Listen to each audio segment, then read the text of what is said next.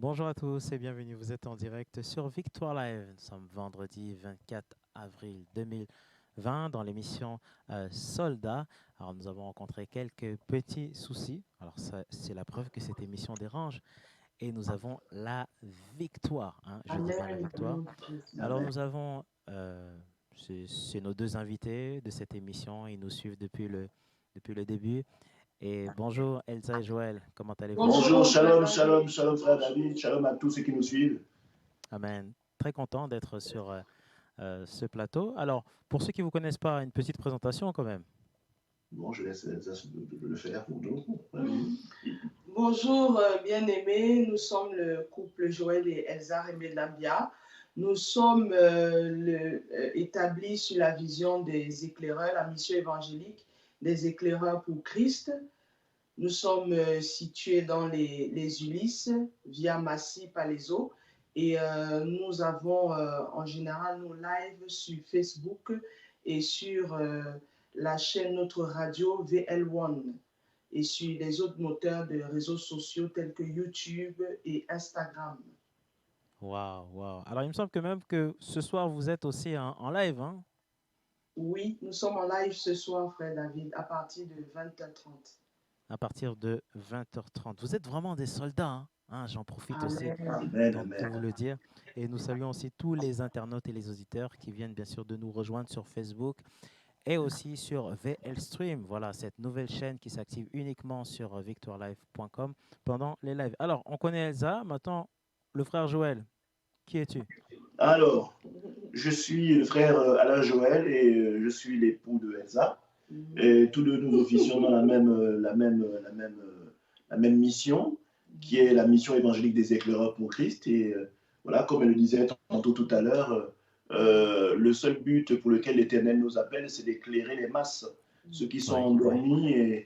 Et voilà, que la parole de Dieu qu'il a mise en nous suscite un réveil et que ce réveil puisse s'étendre au travers des enseignements que nous aurons à partager avec eux et que ça suscite, parce que l'Éternel nous appelle à faire des nations des disciples, donc que ce soit un mouvement de chaîne, que cet engouement et d'élan de cœur que nous a donné l'Éternel s'étale sur la planète. Donc voilà un peu la mission qui nous incombe, hein, depuis peu maintenant. Super. Alors, c'est déjà la troisième édition de cette émission. On a été bénis dans les premières, dans les Amen, deuxièmes amen. émissions. Et maintenant, voici donc la troisième émission. Alors, vous êtes venu avec quel thème? Alors nous sommes venus avec le thème les pas du soldat. Les différents pas du soldat. Quand un soldat pose les pieds, qu'est-ce qui se passe? Voilà, le pas d'un soldat n'est pas un pas d'un quelconque homme. Le pas d'un soldat doit impacter, doit imprégner, doit partager, doit susciter quelque chose. Dans le pas d'un soldat, il y a beaucoup de choses.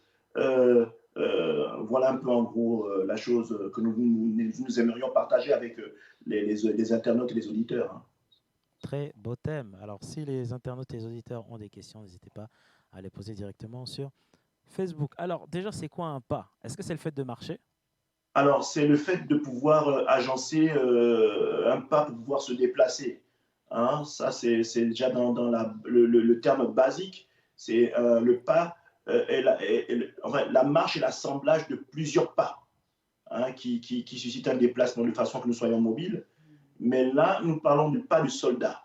Donc, le pas du D'accord. soldat dans l'armée lambda, en fait, pour la petite définition, c'est un pas qui faisait en sorte que les gens soient à l'unisson. Donc, on marchait à l'unisson. Donc, c'est une façon de rassembler, déjà. D'accord. Et plus loin, le pas d'un soldat était aussi pour pouvoir insuffler la terreur, faire comprendre qu'on arrive.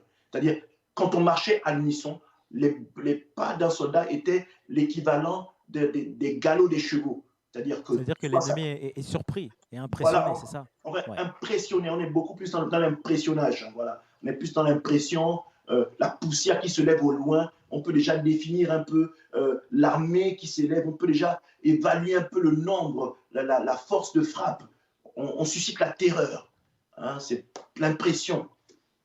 Donc c'est déjà ça. C'est un peu Ouais. pour prévenir qu'on arrive déjà. D'accord. Donc Alors, voilà. prévenir qu'on arrive, sœur Elsa, l'ennemi aussi est au courant que les enfants de Dieu sont une armée. voilà, et on doit faire peur aussi à l'ennemi. Qu'est-ce que tu en penses? Oui, bien sûr, frère David. Bien sûr, les enfants de Dieu, en fait, représentent l'armée céleste sur la terre. Parce qu'il y a l'armée céleste dans les cieux et l'armée céleste sur la terre. Donc, nous sommes l'armée de Dieu sur la terre. Donc, nous devons, en tant que cette armée, nous devons logiquement faire peur à l'ennemi. Donc, nous devons avoir tout ce qui caractérise une véritable armée de vaillants soldats, de vaillants héros, de vaillants guerriers pour pouvoir s'aimer la frayeur dans le camp de l'ennemi. Effectivement, nous sommes une armée et nous devons s'aimer cette frayeur-là. Ouais, ouais. Alors, frère Alain Joël, donc je suis un soldat parce que dans les 2 dernières éditions, on a fait quand même le point sur le départ, c'est-à-dire qu'est-ce qu'un soldat? Et là, on s'aperçoit que, ok, bon, un soldat marche, mais au fait, il fait que de marcher. Sa mission sur sa terre, c'est toujours de marcher, mais il se repose quand même, non? Comment ça se passe? Nous, dans ce thème, on a situé en fait le pas d'un soldat en 3 points, n'est-ce pas? 3 points Oui, qui sont la possession, n'est-ce pas? oui, La terreur, le pouvoir, la puissance et qu'on appelle la fidélité de Dieu dans nos pas, n'est-ce pas? d'accord. On va aller à Josué, Josué 1, verset 3. Hein, dans Oui. le Josué chapitre 1, verset 3, qu'est-ce que la Bible dit? Tu peux dire, Elsa? Je lis la parole Josué 1, verset 3. Tout lieu que foulera la plante de votre pied, je vous le donne comme je l'ai dit à Moïse. Amen, amen, Amen. amen, amen, amen, amen. Tu peux descendre encore un peu plus loin? Vous aurez pour territoire depuis le désert le Liban et le Liban jusqu'au grand fleuve, le fleuve de l'Euphrate, tout le pays des Étiens et jusqu'à la grande mer vers le soleil couchant. Nul ne tiendra devant toi tant que tu vivras. Je serai avec toi comme j'ai été avec Moïse. Je ne te délaisserai point, je ne t'abandonnerai point. Fortifie-toi et prends courage, car c'est toi qui mettras ce peuple en possession du pays que j'ai juré à leur père de leur donner. Amen, amen, amen, amen. Donc on voit déjà que là, sur ce point, on voit déjà la possession. Mais non seulement, et l'Esprit de Dieu me rappelle que ce n'est pas une possession hasardeuse, c'est comme une mission. Quand on donne un ordre de mission à un soldat, il sait la zone où il va atterrir. S'il doit atterrir par parachute, ou s'il doit atterrir il doit arriver par le sol, s'il doit arriver par la mer. En tout cas, il a une mission définie sur un certain territoire. Donc là, on a vu la délimitation que Dieu a donnée. Donc c'est un périmètre, pour qu'on puisse bien comprendre. Voilà, une délimitation. Ouais. Et en fait, on a aussi le fait que Dieu rassure en fait les pas du soldat. Il dit ne crains rien, hein, nul ne tiendra devant toi. Et à la fin, on parle de possession, n'est-ce pas? Il parle de la possession. Donc, le pas d'un soldat est déjà pour posséder, c'est-à-dire que dès qu'on pose un pied, on est déjà sûr. Et c'est une question de foi et de victoire. Le ça veut dire qu'on marque le territoire. Voilà, si on marque le territoire, ouais, exactement. Okay. Donc, le pas d'un soldat n'est pas un pas hasardeux, c'est un pas non seulement de possession, c'est un pas qui permet de délimiter, n'est-ce pas? C'est un pas de vraiment de possession du territoire. Voilà un peu en gros, n'est-ce pas? Alors, si je comprends bien, ça veut dire qu'un enfant de Dieu, il ne marche pour rien, quoi. C'est-à-dire que, je rentre un peu plus dans les détails, il a une mission, pardon, et cette mission, c'est d'aller sur un terrain. Et dans ce terrain, on va percevoir que, effectivement, c'est un terrain ennemi, c'est un terrain parce que lorsqu'on part en guerre, on va quelque part. Il y a bien une mission, il y a bien sûr un but. Hein. Et dans cette mission, donc le soldat marche, donc effectivement, il a un périmètre. Dans les dernières émissions, on a parlé que, en fait, le soldat doit savoir là où il va. Et il doit aussi savoir qu'est-ce qu'il y a aussi de l'autre côté, c'est très important. Amen. Et là, le fait qu'il continue à avancer, le Seigneur, au fait, parle au soldat et lui dit que je suis avec toi. Et c'est ça qui est beau, parce qu'on a cette information. Vous savez, c'est un peu comme la dernière fois, j'avais regardé un reportage. Et vous allez remarquer que les soldats ont toujours une oreillette ou même un talkie-walkie. Amen. Ils communiquent avec leur base. Voilà. Et la base, Amen. c'est quoi? C'est-à-dire qu'on leur dit comme quoi, eh ben, continue à marcher, continue. Là, tu t'arrêtes, ok, tu te reposes 2-3 heures, Amen. tu te lèves à 3 heures du matin. C'est-à-dire que Amen. le Seigneur a des renseignements que même Alléluia. l'ennemi, au fait, n'est pas au courant. Donc, nous, du fait que Amen. le Seigneur dise que je suis avec vous, eh ben, il n'y a pas de crainte. Qu'est-ce que vous en pensez? Amen. Amen. Effectivement, il n'y a pas de crainte. C'est pour ça que le Seigneur rassure à l'avance, parce qu'il sait que si nous n'avons pas cette assurance que lui, il nous donne par sa parole, en fait, on partirait dans le territoire, dans le combat, avec la frayeur, en fait. C'est pour ça qu'il dit, ne t'effraie pas, je ne t'abandonnerai pas, je serai avec toi comme j'ai été avec Moïse. Donc, Ouais. il fallait que le Seigneur fortifie et rassure Josué. Et c'est de la même manière qu'aujourd'hui, le Seigneur aussi, il rassure ses enfants. À chaque fois que nous avons un territoire à conquérir, que nous avons des combats à mener, nous savons que le Seigneur est là parce qu'il nous rassure par sa parole, en fait. Donc le Seigneur, parfois, la Bible dit qu'il parle tantôt d'une façon audible, tantôt d'une manière, tantôt d'une autre. Ouais. Il peut te rassurer pendant que tu médites la parole, il peut te rassurer, tu peux entendre sa voix de façon audible, parce que c'est encore possible aujourd'hui d'entendre le Seigneur te parler de façon audible. Il peut te parler au travers de quelqu'un. Mais la chose la plus importante et qui est magnifique, c'est que la parole de Dieu, au travers de la parole de Dieu, nous avons en fait la volonté de Dieu. Nous avons la volonté de Dieu et nous avons la pensée de Dieu au travers de sa parole. Au travers de sa parole, nous savons en fait ce que l'Éternel pense de toutes les situations dans lesquelles nous, enfants de Dieu, soldats, nous allons nous retrouver au cours de notre vie sur la terre. Oui. Ça veut dire qu'il faut être à l'écoute du Seigneur, c'est ça? Toujours, il faut toujours être à l'écoute du Seigneur. Ouais. Oui, oui. Il faut toujours être à l'écoute. Il faut passer, pour être à son écoute, il faut passer beaucoup de temps, en fait, dans sa présence avec lui, en méditant la parole, en lisant beaucoup la Bible, en écoutant les enseignements qui fortifient aussi. Voilà, c'est en écoutant aussi des chants de louange, hein, parce que le Seigneur nous recommande de nous fortifier, en fait, par des cantiques et des hymnes et des cantiques spirituels. Tout ça, ça fait partie de l'environnement qui va avec la présence du Seigneur. Exactement. Ouais. Frère Alain Joël, un soldat a aussi son hymne, et nous aussi on a notre hymne. Hein. C'est aussi, on va dire, une façon aussi de marcher en chantant, en louant. Qu'est-ce que tu en penses? Oui.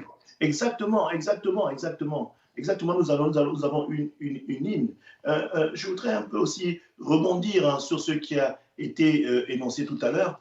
Je veux dire, on parle ici, la Bible déclare tout lieu que foulera la plante de vos pieds, je vous le donne en comme j'ai donné à Moïse. Le territoire, la possession qu'on donne. Aujourd'hui, on dit, Dieu nous envoie en mission de faire des nations des disciples. Là, on parle d'une terre physique qu'il était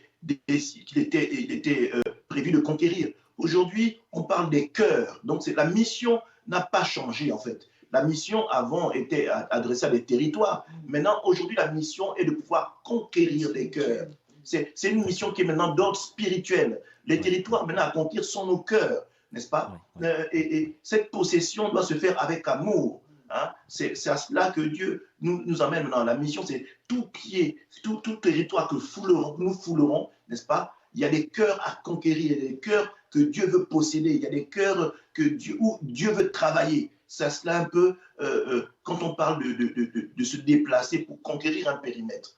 Dieu est un Dieu d'ordre et voilà, d'organisation. Ouais. Alors, avant de pouvoir toucher les cœurs, Dieu nous forme aussi, c'est-à-dire qu'on doit avoir un bon cœur. Amen, oui, amen, c'est très important, en fait, David. C'est très important parce que le cœur, en fait, c'est la base de tout. La Bible dit que c'est du cœur que sortent les sources de la vie. Donc, si nous n'avons pas un cœur bon, un cœur qui est agréable à Dieu, on ne peut rien faire. Non seulement même dans notre vie personnelle, ni au niveau des combats. Parce qu'un cœur qui n'aime pas les gens, un cœur qui n'a pas de compassion pour les autres, un cœur qui n'a pas d'amour, un cœur qui jamais donner de l'amour aux autres. Non, c'est pas du tout. Ouais. Un cœur qui est dans la jalousie, un cœur qui est rempli de jalousie, de colère, un cœur qui est rempli de colère, un cœur qui est rempli de médisance. ne peut rien faire. Ce n'est pas un cœur qui est valable. Il est comme un figuier, le figuier que le Seigneur a maudit parce que le figuier ne sert à rien. Du tout. Voilà. Donc, un vrai soldat doit avoir ce cœur qui est adéquat pour aller vers les combats. Parce que quand les soldats vont sur le terrain, ils combattent pour les autres aussi. Amen. Ils combattent pour les autres. Ça veut dire qu'ils vont en unité, pour conquérir. Pour conquérir. Parce que et si les enfants de Dieu se mettent à l'unisson pour intercéder pour un frère, pour intercéder pour l'Église, mais si tu as le cœur mauvais, pendant que tu as l'unisson avec les autres, tu vas être comme une dent carriée au milieu des autres. Tu vas infecter les autres. Tu vas infecter les autres parce que tu vas être une personne au travers de laquelle l'ennemi va utiliser pour déstabiliser en fait le cocon, le groupe qui s'est formé. Donc un soldat doit avoir un cœur bon. Voilà pourquoi, si nous n'avons pas un cœur bon, il faudrait qu'on cherche la face de Dieu, qu'on crie à Dieu pour que le Seigneur vienne toucher nos cœurs et qu'on soit sincère envers nous-mêmes. Comme Sophonie le dit, examinez-vous vous-même, rentrez en vous, examinez-vous. Il faudrait que nous soyons sincères et que nous reconnaissions notre état. Nous reconnaissions devant le Seigneur, Seigneur, j'ai un cœur jaloux. Seigneur, je suis méchant. Seigneur, je n'aime pas les autres. Seigneur, je n'arrive pas à pardonner. À ce moment-là, quand c'est intense comme ça dans le cœur, intervient maintenant la dimension de la délivrance en fait. Parce que là, c'est des esprits déjà qui sont venus s'asseoir dans le cœur et qui travaillent afin de rendre en fait nos vies, de nous amener dans l'amertume et de nous faire rester encore dans les ténèbres. Parce que quand on a le cœur qui est dur, le cœur serré, le cœur qui ne pardonne pas, le cœur qui est rempli de haine envers les autres, en fait, nous sommes nous-mêmes dans les prisons spirituelles, dans lesquelles nos âmes, en fait, sont fermées et enchaînées dans cette prison, bien que nous soyons vivants. Mais spirituellement, nous sommes dans des prisons. Et nous avons besoin de sortir de ces prisons-là, non seulement pour les autres, mais même pour nous-mêmes. Alors, tout à l'heure, on a parlé de cœur, voilà, pour rester dans cette rubrique. Je rappelle à tous les internautes que nous sommes en direct sur Victoire Live et le thème de cette émission, c'est les différents pas. Nous sommes dans la 3e édition de l'émission Soldat. Et on a tous des cœurs à toucher, c'est-à-dire à aller chercher. Et moi, j'ai un petit témoignage. Donc, c'est une sœur qui a fait un rêve, voilà, et en faisant ce rêve, elle se retrouve au ciel. Et lorsqu'elle est au ciel, elle voit le Seigneur et le Seigneur lui dit alors, comment tu vas? Elle dit oui, ça va, ça va. Mais elle dit mais où est-ce que je suis? Le Seigneur lui dit bon, ben, en fait, voilà, là, tu es arrivé au jour du jugement. Donc, la fille, elle se dit ah, ben, de toute façon, en fait, moi, Seigneur, j'ai une vie parfaite, hein, franchement, qu'est-ce que je pourrais dire de plus? Je t'ai servi tous les jours, Seigneur, même à l'église, eh ben, c'est moi qui ai conduit le pasteur, c'est moi aussi eh ben, qui ai nettoyé, on va dire, toutes les chaises de l'église. Et le Seigneur lui dit, et ta mission de soldat? Et elle dit, quelle mission de soldat? Oui. Et le Seigneur lui montre les plans, lui dit, mais regarde, je t'avais confié là, telle zone, tu t'es pas occupé de cette zone. Et en plus, le Seigneur rentre beaucoup plus dans les détails parce que le Seigneur lui fait comprendre que si tu aurais de tout ton cœur voilà, participé, on va dire, à cette mission, et ben là, il y aurait pu avoir 400 personnes qui auraient donné au fait leur vie à Jésus. C'est des images très fortes hein, que le Seigneur au fait, nous donne. Qu'est-ce que vous en pensez? Le Seigneur attend beaucoup de nous. Sommes-nous responsables, nous, en tant qu'enfants de Dieu? C'est bien pour eux. C'est bien que tu en parles, frère David. On va aller dans le verset, le livre de Deutéronome. On va aller au livre de Deutéronome, chapitre 11. Au chapitre 11, on va aller dans le verset 24 à 25. Amen. Verset 24. Deutéronome 11, Deutéronome chapitre 11, verset 24 à 25. Je lis la parole. Tout lieu que foulera la plante de votre pied sera à vous. Votre frontière s'étendra du désert au Liban et du fleuve de l'Euphrate jusqu'à la mer occidentale. Nul ne tiendra contre vous. L'Éternel, votre Dieu, répandra, comme il vous l'a dit, la frayeur et la crainte de toi sur tout le pays où vous marcherez. Amen. D'accord. Là, on parle de la soumission, on parle de la terreur et la soumission, n'est-ce pas? Dieu attend vraiment que l'on soumette tout esprit impur, n'est-ce pas, à sa majesté, à son autorité. Mais la soumission n'est pas seulement une question de guerre ou d'esclavage. La soumission est une façon de pouvoir toucher les cœurs, donc de pouvoir impacter sur de nombreuses personnes. C'est-à-dire, là, tu parles d'une sœur à qui Dieu fait, en fait, enfin, lui faire voir un peu le compte rendu de sa présence. Enfin, elle est venue sur terre, mais en fait, elle n'a pas accompli le travail pour lequel elle est passée à côté de sa mission. Elle est passée complètement à côté de sa mission. Okay. C'est vrai, elle est à côté de l'homme de Dieu. C'est vrai, elle a servi, elle a nettoyé les chaises. Mais la vraie mission, concrètement, quelle est-elle? C'est celle que le Christ nous a donnée, faire des nations des disciples, donc toucher les cœurs. Et par cela, cela me fait penser à Marc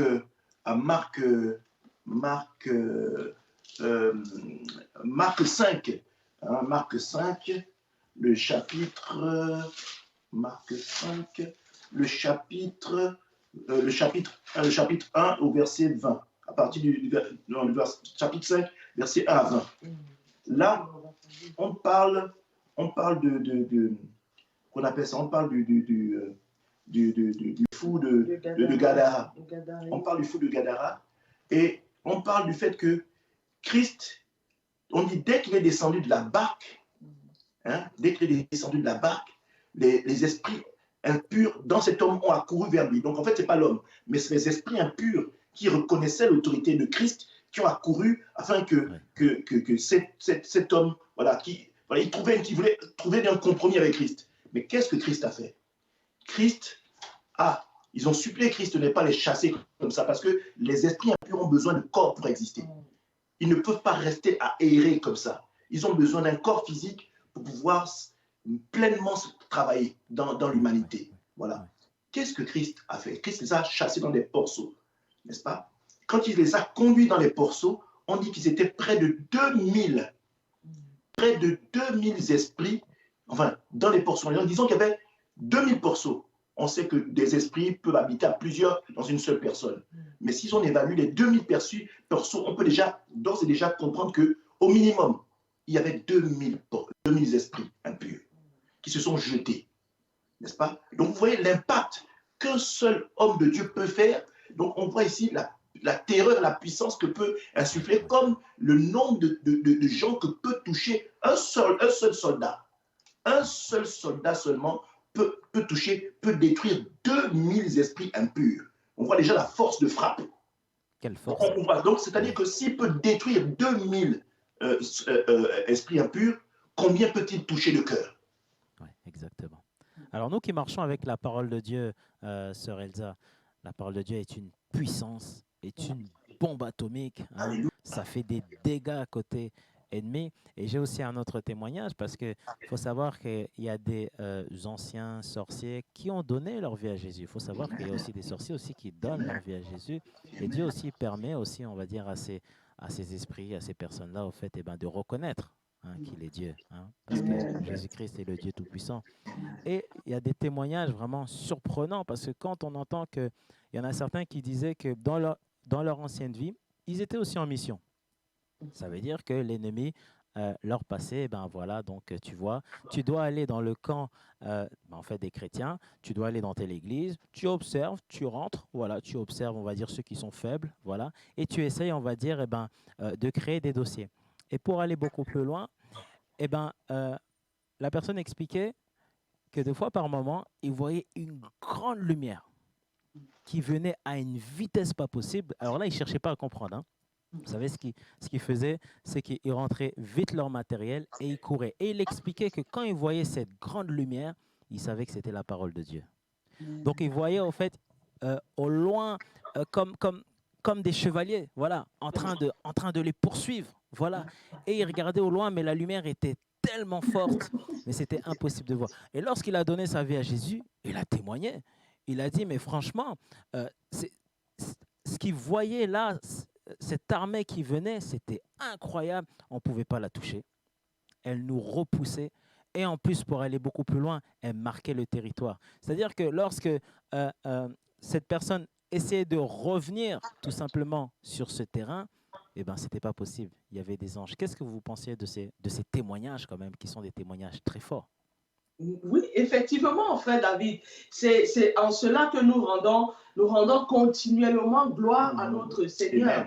Parce que lui qui est fidèle, alors là, lui qui est fidèle, c'est la base en fait de son trône. Donc, quand le frère dont vous tenez le témoignage dit qu'il voyait cette lumière qui est la parole de Dieu, ça veut dire que non seulement c'est la parole de Dieu, mais elle était diffusée par quelqu'un qui vivait la vie de sainteté.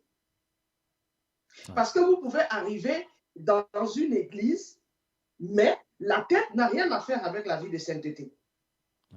Et quand c'est dans cette situation-là, ça devient un danger même pour les brebis.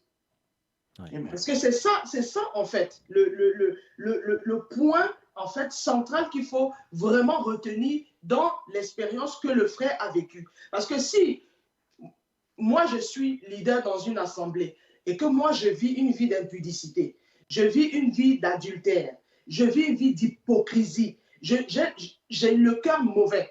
Mais même si je lis la Bible, si les satanistes arrivent dans la région là où je suis, dans l'église où je suis, ils vont faire beaucoup de dégâts.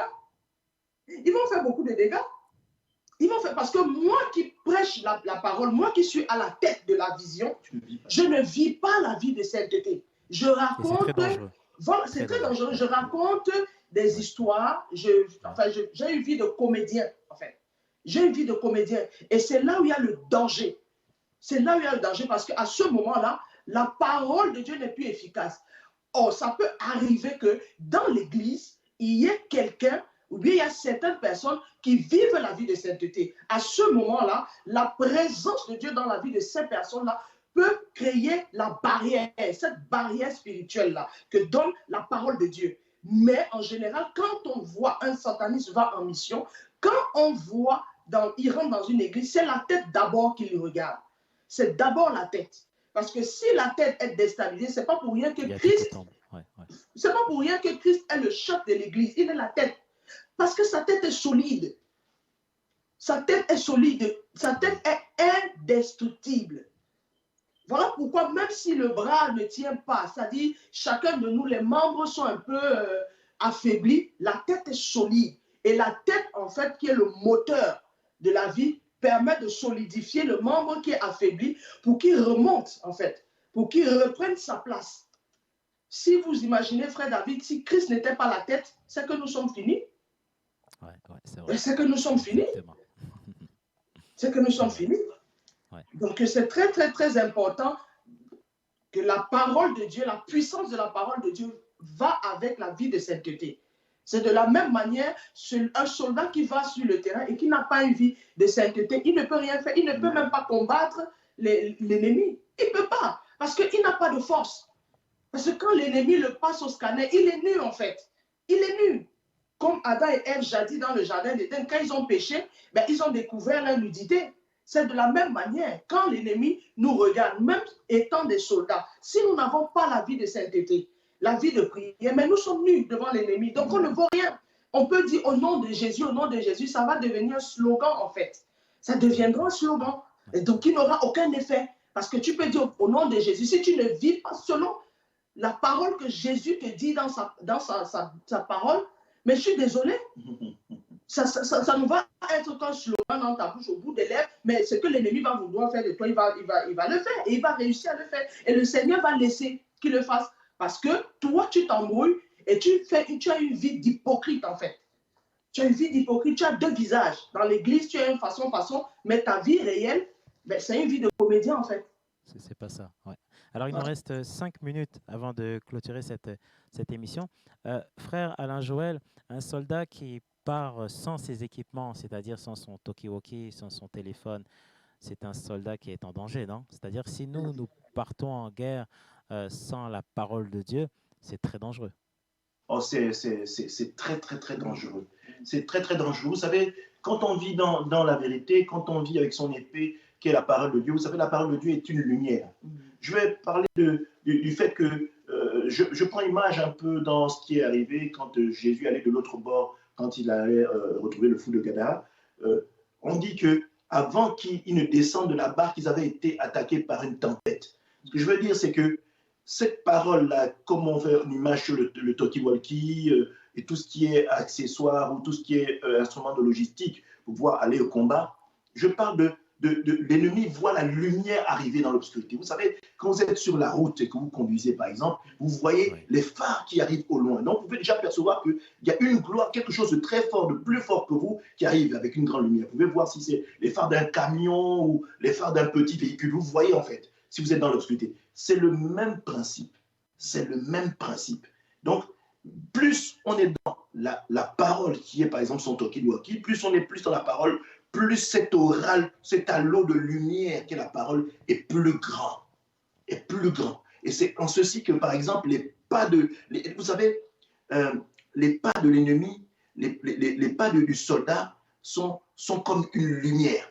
Hein, voilà. Et on dit la parole de Dieu est une lumière à nos pieds. C'est une lumière à nos pieds, c'est nos pas. C'est-à-dire que dès qu'on pose le pas au sol, l'ennemi sait qu'il y a quelque chose qui arrive. Il sait qu'il y a quelque chose. Il sait qu'il y a quelque chose de terrifiant, quelque chose de plus puissant que lui qui arrive. Il le sait. Parce que soit c'est la lumière qu'on voit de loin, soit c'est le sol qui tremble. Exactement. Parce que le sol, on sait que là, il y a un char d'assaut qui arrive et ce n'est pas pour faire des copains. Là, on le sent. C'est-à-dire que la parole de Dieu insuffle une pression. Vous savez, on a déjà eu plusieurs témoignages où, par exemple, les serviteurs de Dieu arrivent dans un nouveau lieu de travail. Et en fait, ils n'ont encore rien fait, qu'ils sont déjà détestés. Ils n'ont encore rien fait, qu'ils sentent que la personne qui arrive, il y a du changement. Il y a quelque chose qui va se passer. C'est-à-dire que visuellement, vous impressionnez. En fait, vous avez un visage de gentil, mais vous dégagez quelque chose. C'est-à-dire que vous dégagez une lumière. Oui, vous dégagez un halo de lumière qui fait que les gens, sans vous connaître, en fait, ils vous craignent. Ils sentent que vous venez déstabiliser leurs acquis, des choses peut-être qui bidouillaient un peu dans l'obscurité, qui faisaient des choses tordues, et ils sentent que vous venez remettre de l'ordre. C'est comme ça que l'Esprit de Dieu et la parole de Dieu travaillent quand les pas d'un soldat débarquent dans un lieu où Dieu envoie son soldat en mission. C'est le même effet. C'est le même effet. Et je voulais lire le livre de Luc, le livre de Luc, pour finir, enfin pour édifier un peu sur ce qu'on dit, c'est le pouvoir, la puissance. On établit un pouvoir, une puissance quand nos pas arrivent quelque part. Hein, on va aller dans le livre de Luc, chapitre 10 au verset 19. Luc chapitre 10, verset 19. Où est-ce que je l'ai? Alors, voici, je vous ai donné le pouvoir de marcher sur les serpents et les scorpions et sur toute la puissance de l'ennemi. Et rien ne pourra vous nuire. Amen. Alléluia. C'est un pas de puissance quand il arrive. L'ennemi sent que, voilà, le sol vibre, les serpents, tout le monde se barre. Parce qu'on sait que là, il y a quelque chose de puissant, quelque chose qui va nous tous nous déstabiliser, qui va s'installer. Donc, le pas d'un soldat est un pas aussi qui est un pas de puissance. Un pas de puissance doit être accompagné de la lumière qui est la parole de Dieu. Amen, amen. Sœur Elsa, d'autres choses à ajouter avant de clôturer cette émission? Tout ce que je voudrais rajouter, frère David, c'est en fait rajouter que les enfants de Dieu que nous sommes, ceux qui ne savaient pas avant cette émission, qui sont des soldats et qui font partie de l'armée céleste, il faudrait qu'ils prennent vraiment, à partir d'aujourd'hui, qu'ils prennent en considération en fait leur poste, qu'ils prennent en considération qui ils sont. Premièrement, voilà, se connaître. Ils sont d'abord les soldats, ils font partie de l'armée céleste sur la terre. Donc, ça veut dire quoi? Ça veut dire que le Seigneur nous envoie en mission tout le temps. Nous sommes continuellement en mission et nous devons en fait remplir notre mission de façon de remplir fidèlement cette mission-là et ne pas se détourner, ne pas avoir les regards hypocrites, de ne pas être dans les compromis. Nous devons marcher selon les lois et les commandements que la parole de Dieu nous donne, afin d'être de véritables soldats et plaire à celui qui nous a enrôlés. Voilà. Merci beaucoup. Alors, on peut quand même se quitter avec... est-ce que vous avez un chant? Voilà, un chant qui vous vient à cœur, parce que nous sommes des soldats. Hein? Jéhovah est son nom. Jéhovah est son nom. Jéhovah est son nom. Jéhovah est son nom. Nous disons puissant guerrier, Puissant guerrier, fort dans les combats. Jéhovah est son nom. Nous disons puissant guerrier, Puissant guerrier, fort dans les combats. Jéhovah est son nom.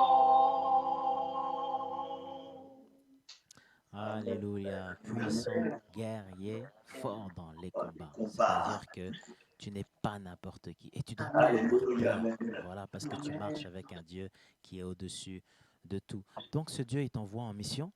Mais s'il t'envoie une mission, c'est aussi pour que tu puisses aussi développer ta foi. C'est aussi Amen. pour que tu Amen. puisses aussi grandir dans la parole. Parce que, Amen. ok, tu lis la parole, mais il faut aussi l'appliquer. Et ça, c'est aussi autre chose. C'est-à-dire qu'il faut donner ton cœur aussi à ceux qui ne connaissent pas Dieu, mais aussi tu dois aussi toujours travailler, travailler, travailler. Alors peut-être tu te dis, Seigneur, je suis fatigué franchement de cette terre, je suis toujours, on m'attaque toujours. Mais je veux te dire que plus on t'attaque, mieux c'est. Tu es sur la bonne Amen. voie. Et surtout, avant de se quitter, n'oublie pas, ce Dieu, ce n'est pas n'importe qui. Alléluia. Il est le créateur du ciel et de la terre. Et un jour, fais l'expérience, tu sais, tu te lèves même un matin, ou même tout de suite, ouvre la fenêtre et juste assis-toi et observe. Juste regarde. Regarde la nature, regarde les oiseaux. Ce n'est pas un homme qui a fait tout ça. Regarde le soleil qui se lève tout le temps et qui va se coucher. Là, actuellement, il y a le virus, mais le virus ne peut même pas arrêter, en fait, la création de Dieu. Amen. Et ce Dieu-là, non, il ne peut pas te laisser. Donc, Amen. c'est à toi d'être équipé, c'est à toi d'être, comment dire, de suivre au pas. Tu sais, un soldat, il suit au pas ce qu'on lui dit. Lorsque tu sors, eh ben, avant de sortir, tu pries. C'est très important. Communique avec ton Dieu. Tu sais, le talkie-walkie, tu parles au Seigneur. Tu sais, dans le ciel, il y a un service de renseignement et qui est toujours à l'écoute. Alléluia. Et le Seigneur veut que tu marches avec lui. Alléluia. Amen. Merci beaucoup, Elsa Joël, d'avoir participé à cette Amen. émission. On se retrouve vendredi prochain, voilà, pour un autre thème. Et si tu as besoin de prière, n'hésite pas à revenir vers nous. Alors, c'est une journée aussi très chargée avec beaucoup de lives, 3 lives, et notamment ce soir, vendredi soir à partir de 19h. Voilà, soyez connectés jusqu'à 19h45. Première émission traduite et en portugais. Voilà, donc on salue aussi donc Amen. tout Amen. le Amen. Portugal aussi Amen. qui va Amen. nous écouter. Voilà, j'en profite aussi pour concernant les appels de dons. Voilà. Alors actuellement, il y a pas mal de soucis techniques au niveau de l'infrastructure. Il faut savoir qu'il y a beaucoup aussi de consommation au niveau du réseau. Vous avez peut-être aussi pu le constater, soit avec votre opérateur. Maintenant, l'Internet est un peu plus lent. Donc voilà, donc ça a aussi des conséquences aussi sur la diffusion. Mais nous continuons. Alors, il nous manque 900 euros pour pouvoir donc solder ce mois d'avril pour payer les serveurs. Et c'est ça aussi le combat, hein, Elsa Joël. Hein? C'est ça, Amen. nous Amen. sommes Oui, en c'est ça. Mais guerre, nous avons Combat la continuel. victoire. mais Nous nous avons la avons la victoire. victoire. Amen. Exactement. Vous Amen. savez, lorsque vous partez en guerre, et vous savez déjà que vous avez la victoire. Oh là là là là. Non, ça fait franchement la Quelle différence. joie. Parce que, quelle joie. Parce que c'est Quelle pas vous, joie. en fait, qui vous fatiguez, c'est l'ennemi. Et l'ennemi, ça, il le sait. Voilà. Donc, Oui, il essaie, en Amen. fait, eh ben, toujours de De te Il est décourager. Voilà. stabilisé. De te montrer, regarde, tu as reçu la dernière facture, mais regarde, hein, tu n'arrives pas à la payer. Mais toi, tu dis, t'inquiète, t'inquiète. Moi, mon Dieu Je est suis au un contrôle. vainqueur. Laisse-moi juste prier. Laisse-moi, en fait, consulter le service de renseignement. Et on rentrera, bien sûr, un peu plus dans les détails dans d'autres émissions. Voilà, on rend l'antenne. On se retrouve à très, très, très bientôt. Et ce soir, hein, 20h30, hein, Elsa Joël, hein, 20h30, pour votre... 20h30, soyez connectés. Voilà, soyez connectés. On rend l'antenne, soyez bénis. Merci. Amen. Au Amen. Sois revoir. béni, frère David.